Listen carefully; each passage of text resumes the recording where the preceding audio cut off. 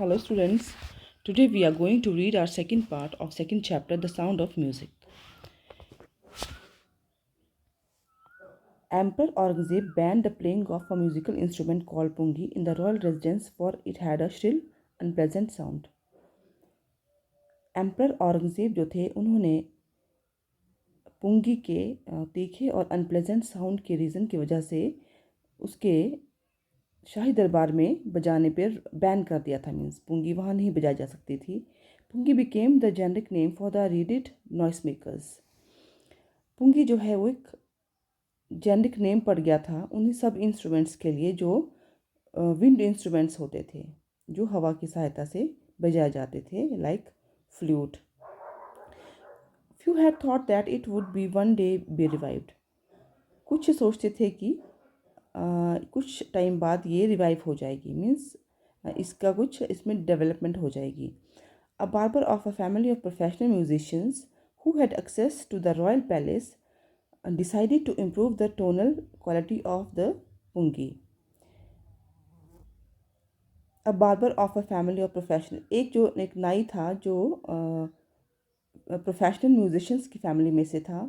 वो शाही दरबार जाया करता था और उसने डिसाइड किया कि पुंगी की जो टोनल क्वालिटी है, जो उसकी टोन है, उसको वो इम्प्रूव करेगा।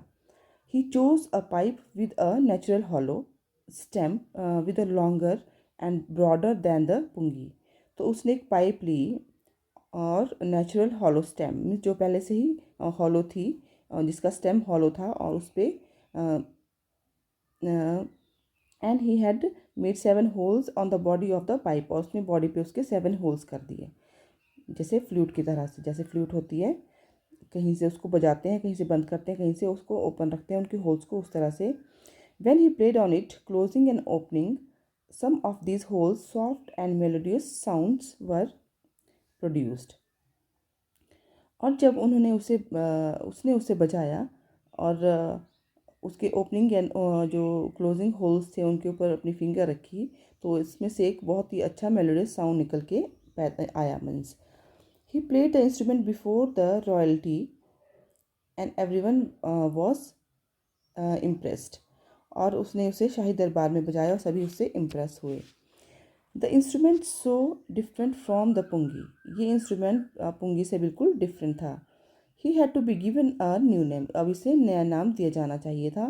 As the story goes, since it was played in the Shah's chambers. और जो कहानी है उसके अनुसार जो ये इसको शाह के दरबार में गाया गया।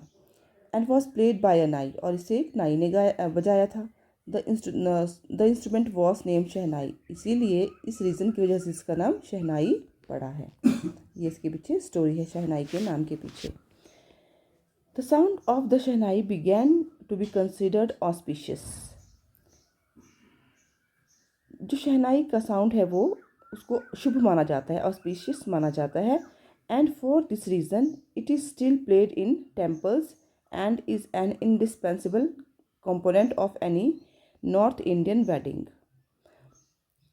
और इस रीज़न की वजह से जो नॉर्दर्न इंडिया की जो वेडिंग्स होती हैं उसको शादी में बजाया ही जाता है। मीन्स इंडिस्पेंसिबल मीन्स ये without which a piece of work can not be done, उसके बगैर जो है वो काम नहीं बन सकता। मीन्स इस तरह से इसको इम्पॉर्टेंट माना जाता है नॉर्थ इंडिया की वेडिंग्स में। In the past, the Shehnai was part of the Naubat and traditional ensemble of 9 instruments found at royal courts. और पुराने समय में शहनाई को जो है 9 जो अदर इंस्ट्रूमेंट्स के साथ साथ ये भी एक इम्पॉर्टेंट इंस्ट्रूमेंट हुआ करता था रॉयल कोर्ट्स में। Till recently it was used only in temples and weddings, अभी ये सिर्फ टेम्पल्स और वेडिंग्स में ही यूज़ होता है। The credit of bringing this instrument onto the classical stage goes to उस्ताद बिस्मिल्लाह खान। और इस शहनाई को क्लासिकल स्टेज पे ले जाने के लिए जो सारा क्रेडिट है वो उस्ताद बिस्मिल्लाह खान को जाता है।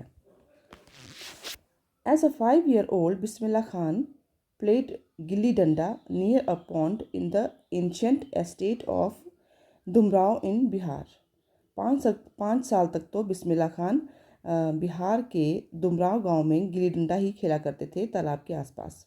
ही would regularly go to the nearby Biharji temple to sing the Bhojpuri chaita. Means वो ये उनके चाइल्डहुड की बातें बताई हैं कि वो क्या क्या करते थे। Eight the end of which he would earn a big laddu weighing 1.25 kg, a prize given by the local Maharaja. Means इसके एंड में जो है वो 1.2 kg का एक लड्डू जो था वहाँ के लोकल महाराजा से के द्वारा उनको दिया जाता था। दिस हैपन 80 years ago, और ये 80 साल पहले की बात थी। एंड लिटिल बॉय वो has travelled far to earn the highest civilian award in India, the Bharat Ratna. और इसकी इतनी इस छोटे से बच्चे की इतनी लंबी कहानी रही कि लास्ट में इसको भारत रत्न तक भी मिला है। मीन्स जो इसने अचीवमेंट्स अपने लाइफ में की थी। Born on 21 March 1916, Bismillah Khan belongs to a well known family of musicians from Bihar. Bihar में ये पैदा हुए थे 21 मार्च 1916 को। ये वहाँ पैदा हुए, लेकिन जो इनका जो ब्रिंगिंग थी, अब ब्रिंगिंग वो वाराणसी में जाके हुई। उसको हम आगे चल के पढ़ेंगे। His grandfather Rasool Bakhsh Khan was the shehnai nawaz of Bhojpur kings court. उनके जो ग्रैंडफादर थे रसूल बख्श खान, वो भोजपुर के जो किंग्स थे उनके दरबार में वो शहनाई बजाया करते थे। His father Paigambar Bakhsh, the other paternal ancestors were also great shehnai players. उसके पापा पैगंबर बख्श और जो अदर उसके पिता की साइड वाले जो पूर्वज थे वो भी सभी बहुत ज़्यादा महान शहनाई प्लेयर्स थे। अच्छे से शहनाई वो बजाया करते थे। The young boy took to music early in life at the age of 13 when his mother took him to his maternal uncle's house in Banaras. इस बच्चे की जो लाइफ थी, बिस्मिल्लाह खान की जो लाइफ थी, उनकी लाइफ में बहुत जल्दी ही म्यूज़िक आ चुका था। एट द एज ऑफ 3, और जब वो 3 years के थे तो उनकी माँ उनको उनके नाना के, उनके मामा के हाउस लेके गई बनारस में, जाओ जिसको अभी वाराणसी बोलते हैं। Bismillah was fascinated watching his uncles practise the shehnai. Bismillah Khan जो थे, उसके जो मामा थे, उनको देखा करता था जो कि शहनाई बजाते थे। सून बिस्मिल्लाह स्टार्टेड अकम्पनिंग हिज अंकल, और जल्दी ही उसके मामा ने जो है उसके मामा को जो बिस्मिल्लाह खान ने कंपनी करना स्टार्ट किया। मीन्स वो जहाँ वो जाते थे शहनाई बजाने के लिए, वो भी उनके साथ चल देते थे। Ali Bakhsh to the Vishnu temple of Banaras where Bakhsh was employed to play the shehnai. Means Vishnu temple में अली बख्श को शहनाई बजाने के लिए रखा गया था। मीन्स वहाँ वो ये नौकरी करते थे। Ali Bakhsh would play the shehnai and Bismillah would sit captivated for hours to end. और वो अली बख्श के साथ पूरा दिन वहाँ पे बैठे रहते थे और उसकी तरफ वो आकर्षित होते थे जो वो बजाते थे shehnai. Slowly he started getting lessons in playing the instrument and would sit practising throughout the day. उसके बाद उन्होंने इसके लेसन्स मीन्स इससे इसको सीखना स्टार्ट किया, इस इंस्ट्रूमेंट को बजाना स्टार्ट किया एंड सीखना स्टार्ट किया। और इसको सीखने के लिए वो घंटों रियाज किया करते थे। ठीक है। For years to come the temples of Balaji and Mangala Maiya and the banks of the Ganga became the young apprentice favourite haunts where he could practise in solitude.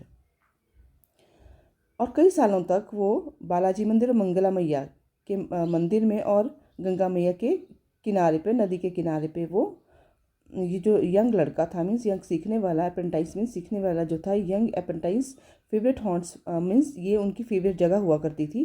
अकेले जो वो सीखते थे, अकेले वो सीखा करते थे। यहाँ पे सॉलिट्यूड मीन्स अकेले में वो यहाँ पे सीखा करते थे। The flowing waters of the Ganga inspired him to improvise and invent ragas that were earlier considered to be beyond the range of the शहनाई।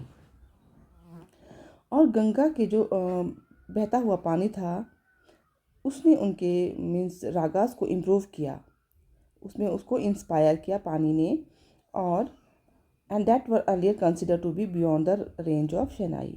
और इतने अच्छे उन्होंने रागास उससे निकाले जो शहनाई की बियॉन्ड से मीन्स उसकी पहुंच से बाहर थे, कि शहनाई से इतने अच्छे सुर, इतने अच्छे रागास वो कैसे निकालते थे। At the age of 14, Bismillah accompanied his uncle to the Ahmedabad music conference. ठीक है, 14 साल की उम्र में वो अपने अंकल के साथ जो है इलाहाबाद म्यूज़िक कॉन्फ्रेंस में गए। At the end of his recital, Ustad Fayaz Khan patted the young boy's back and said. और जब ये ख़त्म हुआ, ये जो कॉन्फ्रेंस था ये ख़त्म हुआ, तो वहाँ पे जो उस्ताद फयाज खान आए हुए थे उन्होंने उनकी पीठ थपथपाई। उन्होंने भी बजाया होगा बिस्मिल्लाह खान ने, जब वो बच्चे थे। उन्होंने कहा work hard and you shall make it, कि कड़ी मेहनत करो, तुम्हें सफलता ज़रूर मिलेगी। With the opening of All India Radio in Lucknow 1983 became Bismillah's big break. और जब लखनऊ में 1938 में ऑल इंडिया रेडियो की ओपनिंग हुई तो वहाँ पे उनको बहुत बड़ा चांस मिला, मीन्स उनको ब्रेक मिली। He soon became an often heard shehnai player on radio. और वहाँ पे वो काफ़ी बार ये बजाया करते थे और उनको वहाँ पे उनकी जान पहचान हो चुकी थी, उनको सब पहचानने लगे थे कि ये बिस्मिल्लाह खान बजा रहे हैं।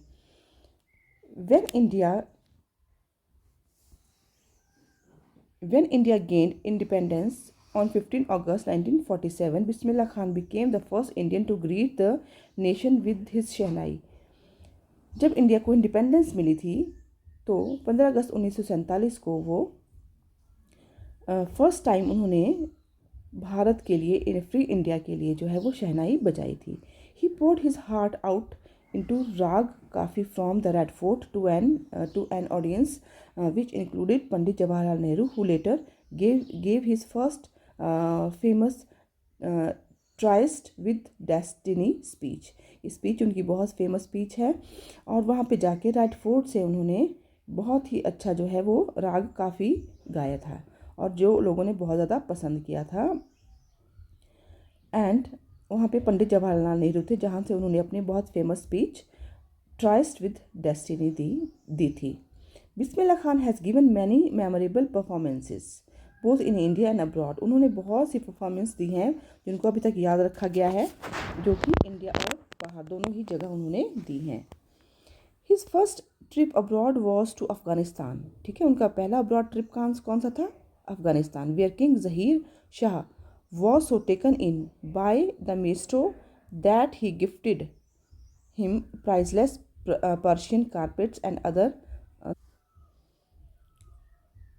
किंग ज़हीर ने उन्हें वहाँ पे जाके बहुत ही प्राइसलेस, बहुत ही महंगे जो पर्शियन कारपेट्स होते हैं वो दिए हैं, and other souvenirs means things given in a memory of a place, means बहुत से और भी गिफ्ट्स उनको दिए थे। The king of Afghanistan was not the only one to be fascinated with Bismillah Khan music. Film director Vijay Bhatt was so impressed after hearing Bismillah's play at a festival that he named a film after the instrument called गूंज उठी शहनाई। Means सिर्फ अफ़गानिस्तान के जो king थे वही उनसे impress नहीं हुए, बल्कि हमारे फिल्म डायरेक्टर विजय भट्ट भी उनसे बहुत इम्प्रेस हुए। उनकी शहनाई सुन के उसके नाम से वो इतना इम्प्रेस हुए कि उन्होंने अपनी फिल्म का नाम भी गूंज उठी शहनाई रख दिया था उसके बाद, उनके सुनने के बाद। The film was a hit, film hit हुई थी। And one of Bismillah Khan's compositions दिल का खिलौना है टूट गया turned out to be a nation wide chart buster. ये भी बहुत ज़्यादा, इनकी जो गाना था बहुत ज़्यादा हिट हुआ था। Despite this huge success in the celluloid world, Bismillah Khan's venture in film music were limited to 2। तो इनकी ज़्यादा इनका इंटरेस्ट नहीं था, तो इन्होंने ज़्यादा फिल्में इन्होंने काम नहीं किया, सिर्फ 2 में ही इन्होंने अपना म्यूज़िक दिया था। Music Vijay Bhatt's Goonj Uthi Shehnai and Vikram Srinivas Kannada venture Sanadi Appanna, ये 2 फिल्में ही उन्होंने की थी। I just can't go to terms with the artificiality and glamour of the film world, he says with emphasis. उनको जो आर्टिफिशियलिटी होती है फिल्म में वो उनको पसंद नहीं आई थी। वो बिल्कुल सीधे साधे किस्म के आदमी थे, तो इसलिए उन्होंने फिल्में ज़्यादा नहीं की थी। Awards and recognition came thick and fast. Bismillah